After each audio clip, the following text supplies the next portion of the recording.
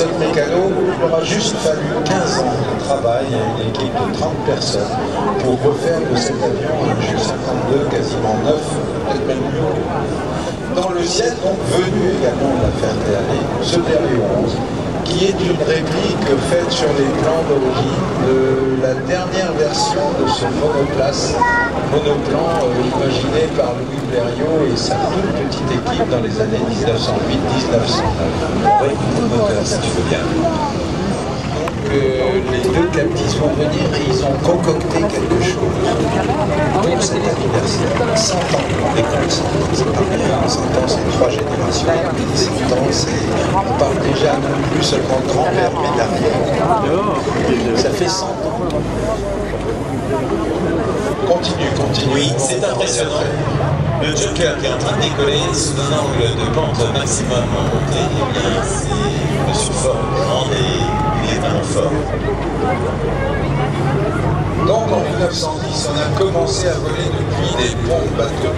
Et puis sur le Foudre, on a utilisé un avion qui est un Maurice Farman, un biplan, et c'est Maurice Farman qui un jour a décollé de l'Étendard avec cet avion, sous lequel il avait mis des flotteurs.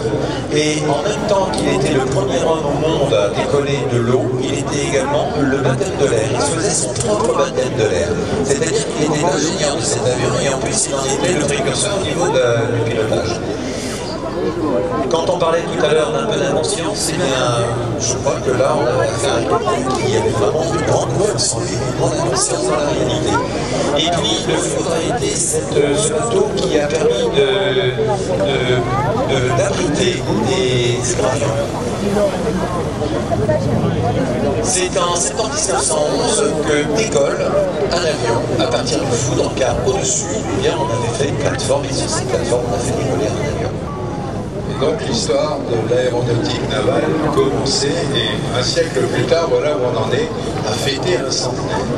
Dans le ciel, un grand trimoteur.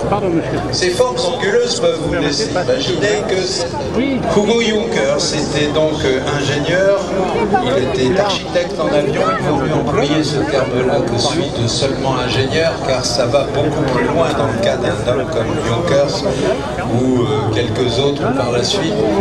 Junkers, c'est un type qui, dans les années 1910, commençait à se préoccuper de construire des avions en métal, se disant finalement le métal a toutes les caractéristiques qui permettent de faire des avions meilleurs, des avions plus rigides, des avions plus solides. Et donc, pendant la Première Guerre mondiale, Junkers a été le tout premier à faire voler un avion qui était non seulement en métal, en aluminium, mais également un monoplan, et un monoplan nano-bané, un avion de structure cantilever. Cet avion a évolué assez rapidement. Vous vous rappelez qu'à la fin de la Première Guerre mondiale, en 1919, l'Allemagne a été interdite d'aviation par le traité de Versailles, et donc il a fallu pour les Allemands trouver des tas de subterfuges, s'en aller s'expatrier, s'en aller voler ailleurs, et ce n'est qu'à partir de l'avènement du chancelier Hitler au pouvoir en 1933 que l'Allemagne a récupéré une aviation totale, on va dire, aussi bien civile que militaire. Junkers, lui, était complètement opposé aux visions du chancelier Hitler, ce qui lui valut finalement une véritable déchéance, mais néanmoins son entreprise était devenue la première entreprise de construction d'avions d'Allemagne, et en grande partie grâce à ce trimoteur, ce gros trimoteur de transport de passagers.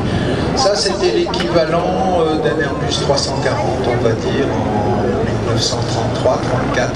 Cet avion avait été fait pour les besoins de la Lufthansa, qui est d'ailleurs une des plus anciennes compagnies aériennes au monde, sinon la plus ancienne, puisque l'ancêtre de la Lufthansa, la Delac, avait été créé en 1900 avec un petit peu de puissance dans les moteurs et un peu d'incidence donnée à l'avion. Et on voit que la vitesse par rapport au sol est de l'ordre d'une petite centaine de km/h, guère plus. Évidemment, à cette vitesse-là, l'avion il est lourd dans les mains, il est lourd dans les bras, il est lourd sous les pieds.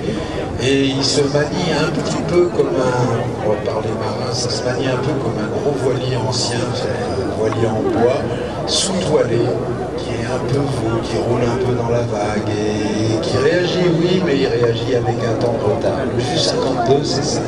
C'est un avion qui rend philosophe, et les aviateurs de l'époque, nombre d'entre eux étaient philosophes. Je vous rappelle que contemporain du Ju-52, il y a eu des aviateurs, comme chez nous un certain Antoine de Saint-Exupéry, qui a quitté ce monde tout près d'ici, non loin d'ici, à quelques...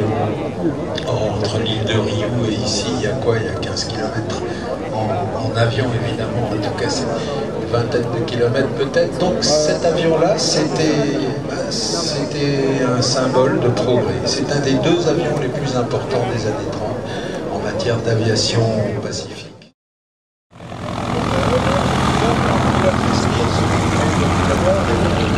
Pas mal de reconnaissants aussi, ce qui fait qu'à l'époque, on disait dans les années 1910, 14, 18, etc., on disait que les aviateurs avaient rencontré le problème de l'énergie intestinale, parce que à force de respirer de l'huile de ricin, ceux qui étaient quand même le lubrifiant idéal et qui restent le lubrifiant idéal